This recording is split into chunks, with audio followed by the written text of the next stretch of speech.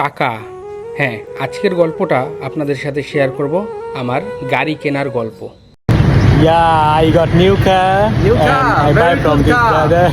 Thank you, bro. Okay, thank you. Bye. শুরু থেকেই শুরু করি। ছোট হোক বড় হোক, ফাইনালি একটা গাড়ি যে কিনছি তার জন্য আল্লাহর কাছে লাখ লাখ শুক্রিয়া। সো প্রথম থেকে শুরু করি। প্রথমে আপনাদের গাড়ি যখন আপনি কিনবেন, আপনার প্রথমে যাইতে হইব জেপি যেতে, এবং এটা হচ্ছে চেরাসে অবস্থিত। আমি যেহেতু এক চাইনিজের থেকে গাড়ি কিনছি, ও হচ্ছে ফ্রম চায়না এবং এখানে ছিল ও student.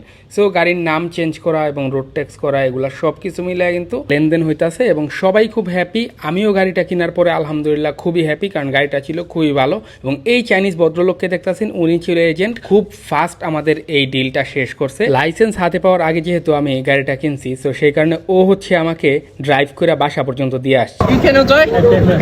You give me the address, okay? সব থেকে মজার ব্যাপার হইলো, গাড়িটা কিন্তু আমি কিনছি ফেসবুক মার্কেট প্লেস থেকে। হ্যাঁ, ছেলেটা খুবই ভালো ছিল এবং খুবই অনেস্ট ছিল, ভালো লাগছে। আসসালামু আলাইকুম সবাইকে। আমাদের নতুন গাড়ি, আমাদের নতুন ড্রাইভার, আলহামদুলিল্লাহ। আলহামদুলিল্লাহ।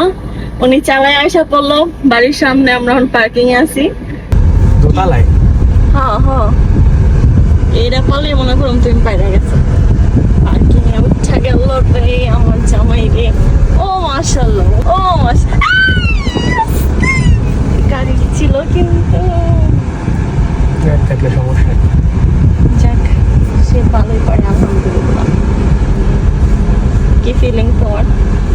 কথা কো। নিজের গাড়ি নিজেই চালাইতেছে, কিন্তু পারো বাবু, মানে উঠতে পারো, নামতে পারো, রাস্তা চালাইলে না সেই মাশাআল্লাহ।